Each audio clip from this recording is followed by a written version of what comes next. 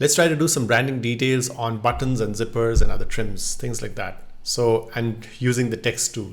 So before we move any further, I'd like you to subscribe to my channel and hit the bell icon so you're notified about all the videos and tutorials that I'm posting every time. So go ahead.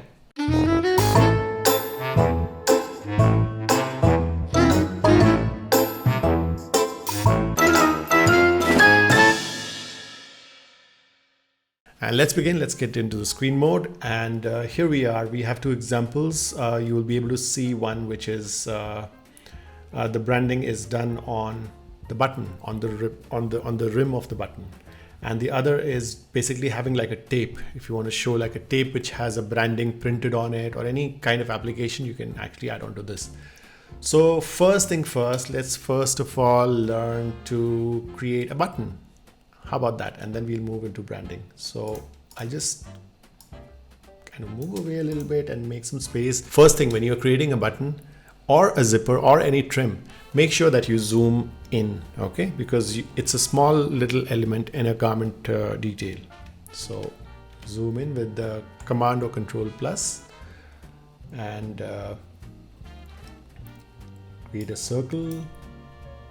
Sorry, it's here in this. Press Shift and just make a small hole. This is one of the button hole. You can press Alt and drag, and once again you'll have to kind of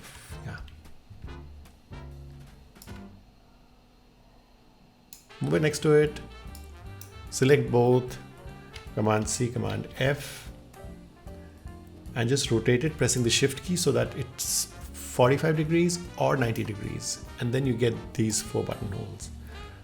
Make sure that your Smart Guide is on, which you will find in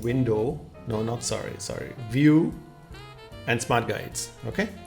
And that will help you align your cursor in various possible ways around on the canvas. I'll tell you what. Select the circle, and if you kind of try to place it in the center. Now if you can see, there is this, the pink lines are there horizontally and vertically. That is actually showing me that's exactly the center of those 4 holes is. And then what I can do is I can press Shift and Alt on the keyboard and drag and resize. So you know, it is all centrally aligned, and there you can create like the border or the shape of the button, and Shift Alt and square bracket, send to back. Make another copy, Command C, Command F, and again press Shift and Alt and size it down so you get a rim of it. So then that ways you can create the rim of the button. So that's how it goes. Yeah, so there we go. So we have the button, and few more things. What we can do is we'll do next is we'll select the 4 holes and we'll press Alt and 8, which is compound path, if you remember. And so that is under compound path. Now we're going to select the inner circle and the outer circle. Remember, they're all filled with white color. Or just to make things easier to understand, I'll just color them up so you know it is a container. And when we're talking about container, you'll understand why I'm talking about container. So yeah, so it is a blue button now, and these are not holes, but these are just white fills at the moment, and that is not how you should work. You should actually make a hole on the button, and it should actually be a hole. I'll tell you why. So now select the 2 circles, open Pathfinder, there you go, and you can select the trim option, and I will give it the outline back. Now if I ungroup it, what has happened is,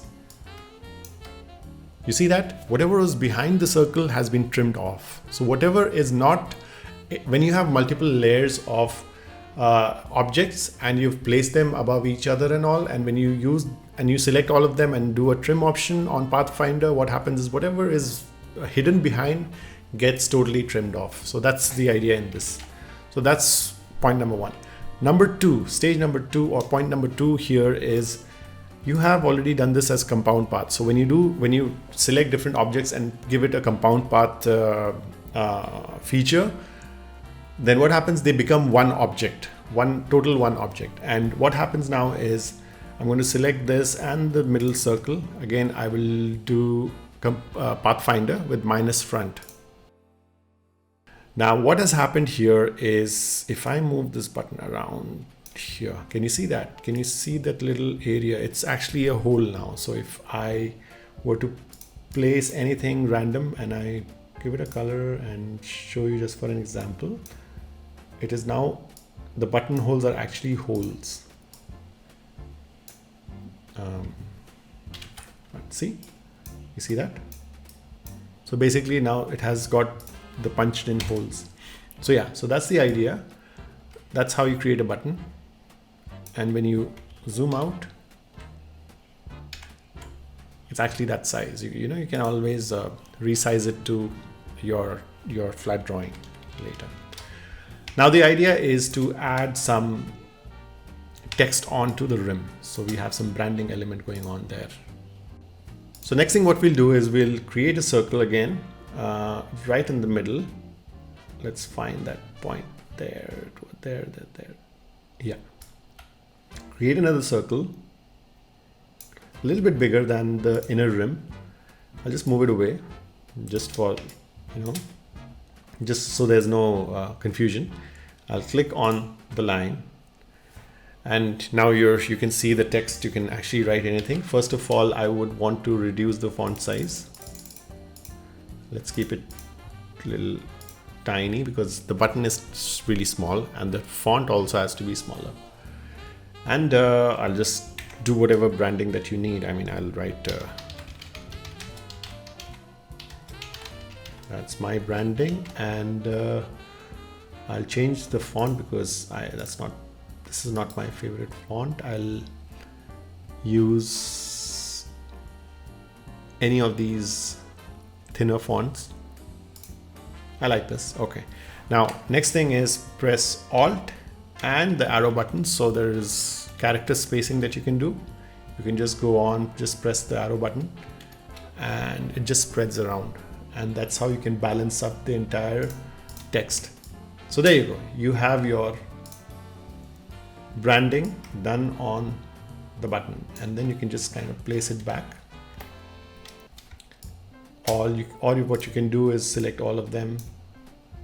Alignment, make sure before aligning it should be aligned to selection, and then click center and horizontal and vertically align center. So there you go. This is your branding on the button. Now let's try to do branding on the zipper. I mean the zipper puller. We've already done the zipper, so you can always go back, refer to the zipper video if you want to learn how to do the zipper, and then add that skill onto this. Let's go by first typing in your brand. Give it whatever color you like, whatever font, character that you like. I'm just showing you an example as a tool. I will use something soothing. Okay. And I'll make a rectangle behind it. So imagine that this is your tape, your grosgrain tape, your woven tape, or any kind of a tape that you want to add on the zipper.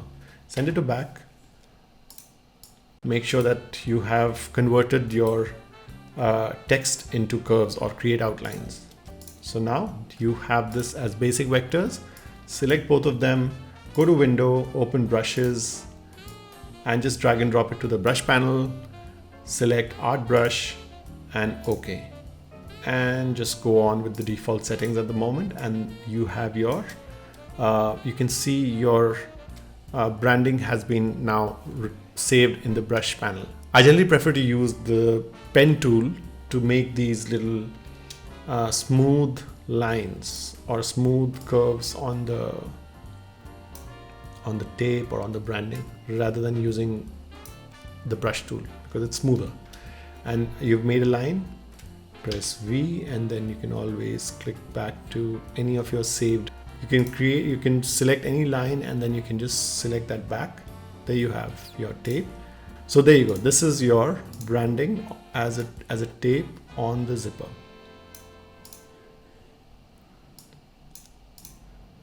So yes, so that's about it. And I hope you've learned some more ideas about how to use the text tool. You can similarly put up the text on the rivet or any other branding element like that. So that's about it, and I'll see you in the next one.